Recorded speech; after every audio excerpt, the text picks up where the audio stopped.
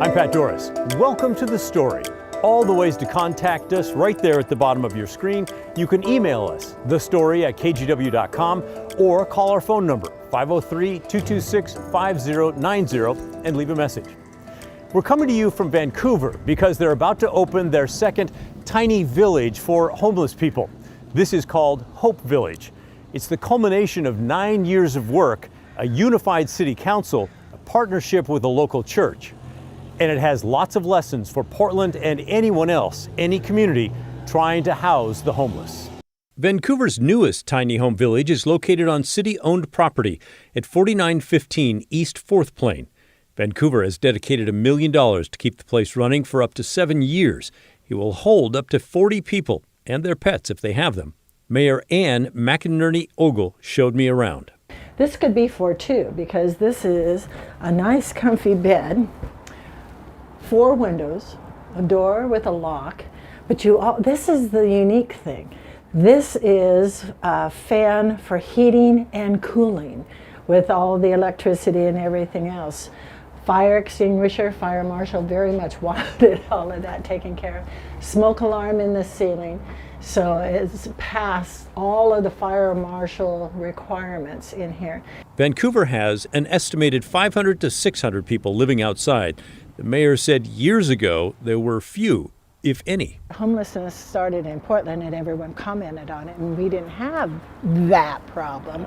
And then people started thinking, oh, there's a tent. Oh, there's another tent. What's going on? She said 9 years ago, city councilors started getting educated on the issue, and many took volunteer shifts at emergency shelters. We've had counselors take care of food and clothing and clean up at shelters. You know, we'll don our gloves, tie our hair up, and go out and clean. And so it meant a unified council to figure out what's going on here in our community.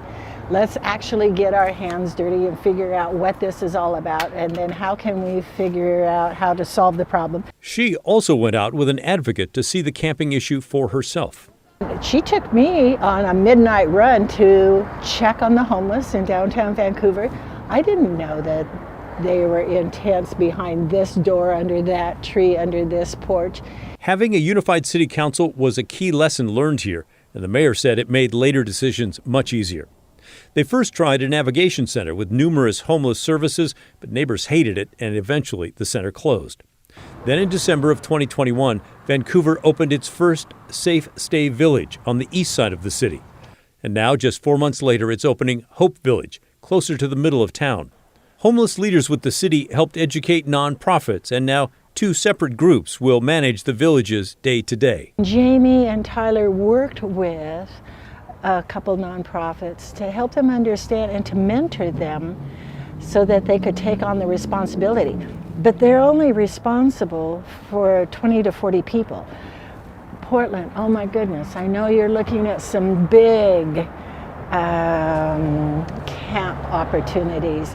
We don't have the nonprofit people who could do that. That's another lesson. Start small and work with nonprofits to run the camps 24 hours a day. Brian Norris is an associate pastor with Living Hope Church. It will be responsible for this newest village. But we just didn't have a place where throughout the year people knocked on our door to put them in that day. So this definitely attracted us in that way, that now we have a place where we can get people in, transition them into a different way of life. He said residents cannot use drugs or alcohol on the property, but they don't have to be clean to move in here. Charles Stewart will be one of the on-site managers. He will live here as well. I've been homeless off and on for a little over 20 years. I will say mainly due to drug addiction. I've got about 2.5 years sober, clean and sober now. Congratulations.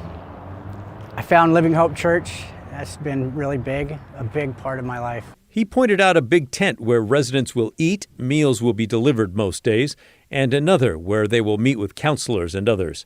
Porta potties will serve as bathrooms. The shelters have electricity, but no running water.